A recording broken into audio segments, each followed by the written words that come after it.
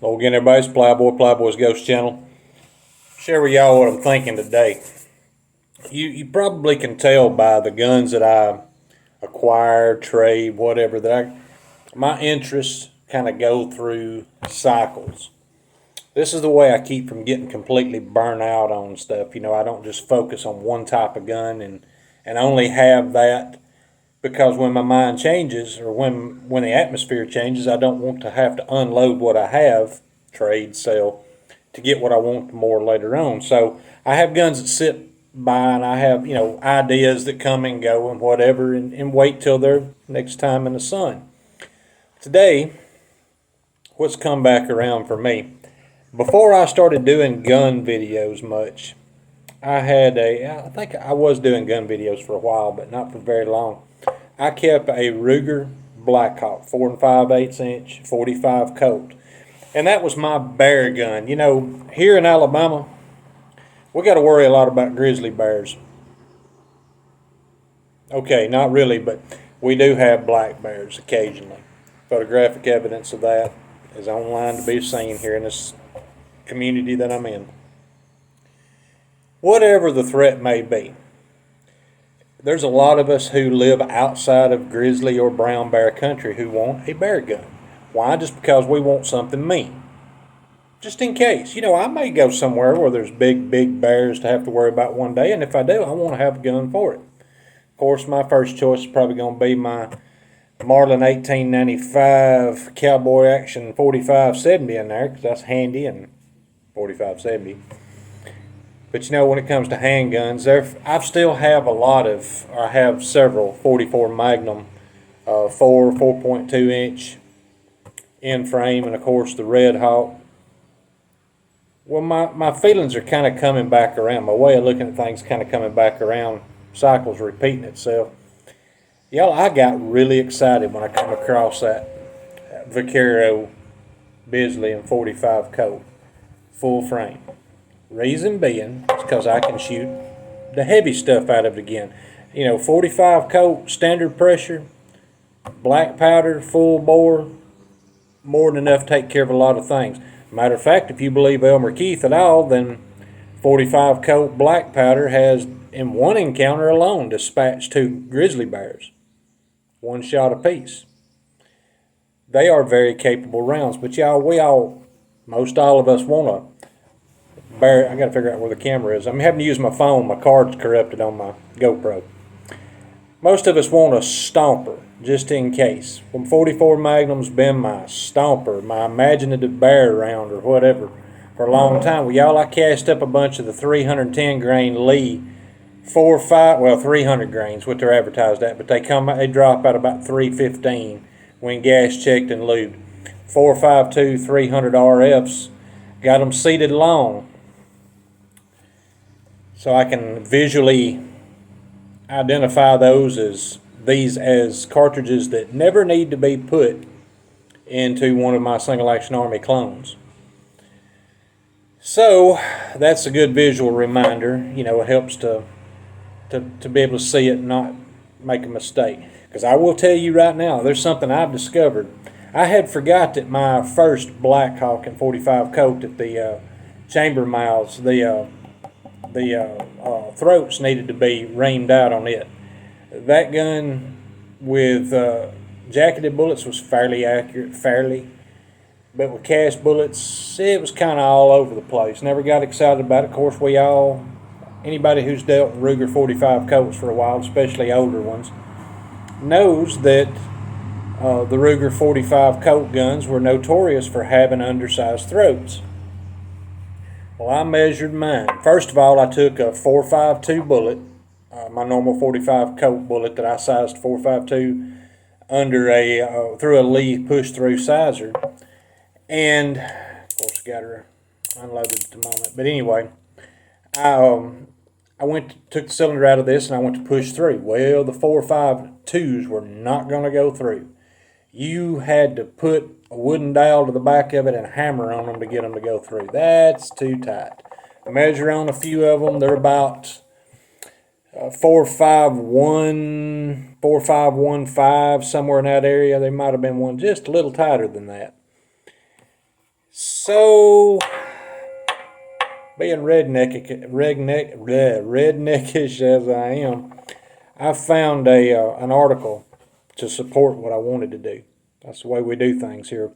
We get ideas and then we look for verification that we're right instead of looking for the best idea to start with.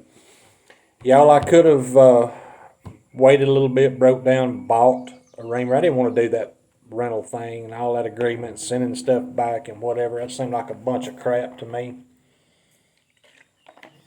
to get these up to 4525. So what I did, for better or for worse, was I took Jeff Tank Hoover's idea, took a shotgun, should have had this out here, took a shotgun cleaning rod. I cut me a little slit all the way through it with a cutting wheel on my Dremel, and cut 7 inches long, little strips of 360 grit blue sandpaper from Walmart, from automotive department. Just wide enough. I think I used about 60 thousandths. 3 points. Hell, I can't remember what it was. 36 thousandths, whatever it was for the deep. Wide's all I cut the strips. So I run it around that rod, stuck it through the little slot, wrapped it up real good and tight, shoved it up in my drill. Yeah, here's what we did. So I chucked it up in the drill and I ran it through the cylinder from the back side, and when I got up here to the front, because I'm not trying to polish the back side of the chamber, just the throats. When I got up here toward the front, she's good and snug, held it just as square as I could, and kept it at about a medium speed, went through and come back, and I tested each one of those until I got them to 4525, give or take a few thousandths. 4526, 4524. It's, it's really, really close. I went through each my size 452 bullets, 45 coat, until you could put them down in there and they would go through with light finger pressure. Each one of them. I didn't get anything cocked off at an angle or sideways, so I kept it just as good and square as I could. Y'all, I wouldn't rechamber in a cylinder, for another caliber. I didn't cut, a 1/10 of an inch out of it, so I didn't get anything off and crazy. But I had it tight. I had it just as square as I could get it. And I took just a little at a time until I got there. And it wasn't much. And believe me, y'all, if you try this, and I'm not saying you should, if you try this, it don't take much and it don't take long. Go very lightly into it, back out of it, check it. Very lightly into it if you need to again, check it. You'll be surprised how fast you get there. Gets there quick. Y'all, ain't that something? I checked the bore on this, and the best I could tell, the bore was definitely a good bit bigger than the chamber throats, than the cylinder throats. So I knew this wasn't going to work out. And that's one of those that I draw. That 300 grain Lee bullet, you would have had to clobber that sucker with a hammer to knock it through that chamber, to knock it from one end of the cylinder out the other. It was not going to fall through. It was not going to go through with light finger pressure. It was going to take a lot of pressure. I know, because I got started and had to beat 1 or 2 of them back out the other way. Not going to happen. I know that couldn't have been good. Now, you can say this is Shade Tree Gunsmith, and you can turn your nose up and say, why didn't you just JB Weld this son of a bitch? Well, because I didn't think of it. And I don't really know how that would have helped me much anyway. But if duct tape can come into it and be useful in my imagination, we're going to sling a duct tape to it. Maybe some liquid electrical tape. Yeah, I may have got a negative comment or two on some of my stuff in the past, but so far to this point, some of that stuff, no matter how many detractors, no matter how many people say you can't do this or you shouldn't do that, you've got to spend a shit ton of money. You've got to spend a lot of money. You got to send your gun off. You can't do this stuff yourself. Y'all, if I thought about it long and hard, and it worked. As far as I can tell, it worked. And I know that was an improvement. So, I started off talking about the difference in 45 Colt, 44 Magnum. Y'all know as well as I do, that 44 Magnum's awesome. I'm keeping 44 Magnums. I'm not getting out of 44 Magnum. But y'all, I've had a renewed interest in the higher side, the higher pressure side of 45 Colt out of a large frame Ruger and the stuff that it's capable of. And now I'm thinking, my wife said that my eyes got big when I was talking to her about this stuff, and the idea of sending it off to get to Bowen or Reader or somebody and getting a custom 5-shot cylinder so I can shoot them 405 grain loads, that come close to trapdoor Springfield 45-70 levels out of a Ruger. I kind of miss this business. And 9 times out of 10, you catch me out, you're going to catch me toting a 45 Colt. Most often, it's going to be black powder 45 Colt.